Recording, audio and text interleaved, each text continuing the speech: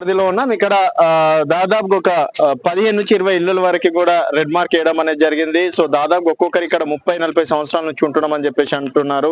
మరి వీరిపైన హైడ్రా కావచ్చు, మూసి పరిహారక ప్రాంత బోర్డు కావచ్చు, మరి వాళ్ళు ఏ విధంగా యాక్షన్ తీసుకుంటారు ఏందనేది వారిని అడిగి తెలుసుకుందాం. చెప్పండి, మీరు ఎప్పటి నుంచి ఉంటున్నారు, ఏమంటున్నారు అధికారులు, మీరు ఏమన్నా నచ్చజెప్పే ప్రయత్నం చేస్తున్నారు? నేను 30 ఏళ్ళ నుంచి ఉంటున్నాం సార్. వచ్చి పెయింటింగ్ వర్క్ చేస్తున్నాం ఇక్కడ.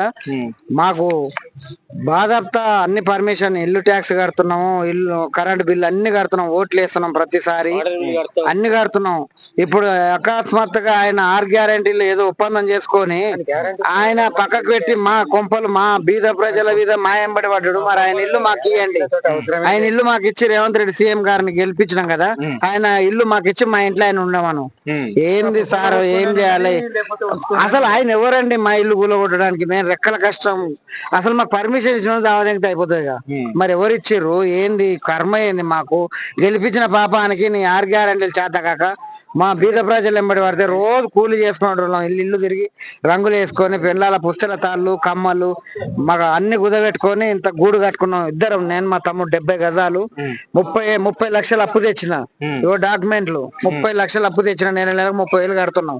ఎవరు ఇస్తారు సార్ మాకు? ఇవేమో డబుల్ బెడ్రూమ్ ఎవరి కొరకు డబుల్ బెడ్రూమ్ కట్టారు? ఎవరికి ఇస్తారు? నేను రెక్కల కష్టం కట్టుకున్న ఇల్లు గులదెంగి మా 80 లక్షల ఆస్తి పైసలు నువ్వు ఏదో కట్టిన ఫుట్పాత్ బిల్డింగ్ మాకెందుకు సార్?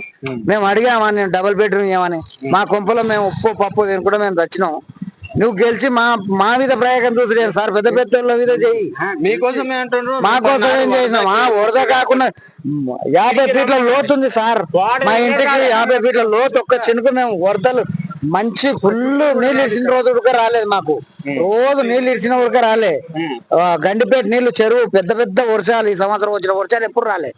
అంత గ్రాండ్ వచ్చిన ఉడక మా ఇంటి చుక్క కాదు కదా అసలు కదలే. అసలు సగం ఉడక రావు వాటర్. ఎంత డ్రామా సార్ అంతే. ఆయన ఏదో మమ్మల్ని బీదోలను కూడా ఏమొస్తుంది సార్? ఆయనకేమొస్తుందో మరి మాకే అర్థం అవుతుంది. మమ్మల్ని అమ్ముకొని మమ్మల్ని దావదేంగి ఆయన అంత ఏరియాని ఎంత మూసి కోసం కాదు, మూసికి పోతా అంటే ఎంతైనా ఇస్తాం మేము ఇట్టనే మేము ఎంతైనా ఇస్తాం. మేము ఏనైనా అంటున్నాం. ఆయన కావాల్సినంత మూసికి కావాలంటే ఇస్తాం. నువ్వు అడ్డగోని ఏడికంటే ఆడికి దోసుకోపోవడం ఏంటి? అంత నాల చేస్తావా? ఇంత పెద్ద నాల అవసరమా? ఎన్ని మీటర్లు కావాలి? నీకేం కావాలి? మరి అది నీకేం కావాలో అది చెప్పు, అంతవరకు ఇస్తా నేను.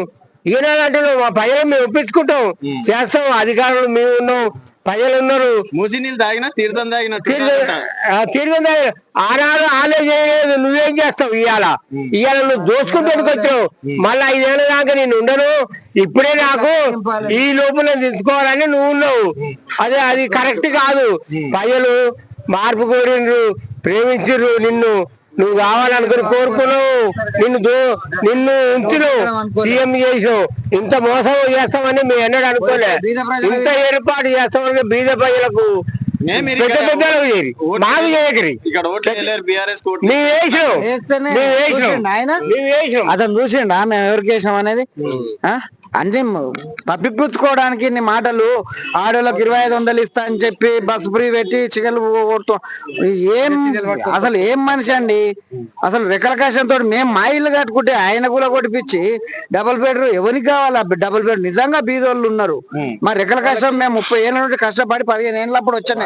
45 ఏళ్ళ వయసు వచ్చింది నాకు. ఇప్పుడు నా కొడుకు ఇంటర్మీడియట్ చదువుతున్నాడు.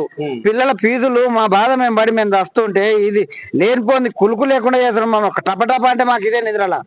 ఏ లంజ వరకు వచ్చి ఏం చేస్తాడో ఏమైతుందో నిద్ర వస్తలేదు మాకు. రాత్రి 1ంటికి మీకు కావాలి. రాత్రి 1ంటికి వస్తే పోలీసు వాళ్ళు వచ్చారు. మీరు ఇంటి తయారయ్యారంటే మీరు ఎప్పుడు వస్తారో అని మేము కావాలన్నాం. నిద్రపోతున్నాం. మాకు ఇదే టెన్షన్. మాకు నిద్రపోకుండా ఆ రాత్రి అదే చెప్పినాం. ఆ సార్లో కూడా వచ్చిన వాళ్ళు కూడా పోలీసు వాళ్ళకు కూడా అదే చెప్పినాం. మాకు ఎవరేం కొని కష్టపడి కొనుక్కున్నాం. జీవితం అంతా అయిపోయింది సారు. మా జీవితమే అయిపోయింది. మా పానాలు తీసి నువ్వు తీసుకో, ఎంతైనా తీసుకో. నేను కాదని అంటాను. మా పానం ఉన్నాక మేము ఇయ్యలేము. మా పానం ఉన్నాక నీకు ఇయ్యలేము. మా పానాలు తీసినాక నీకు ఇయ్యమని అంటే ఎంతైనా ఇస్తాం. చెప్పండి. 12,000 మందికే లోన్లు ఇస్తా అంటుండు. మరి లక్షల మంది 30 లక్షలు నేనే తీసుకున్నా. నాలాంటి వాళ్ళు 50 లక్షలు తీసుకున్నారు. మరి వీళ్ళందరు గట్టి ఏమన్నా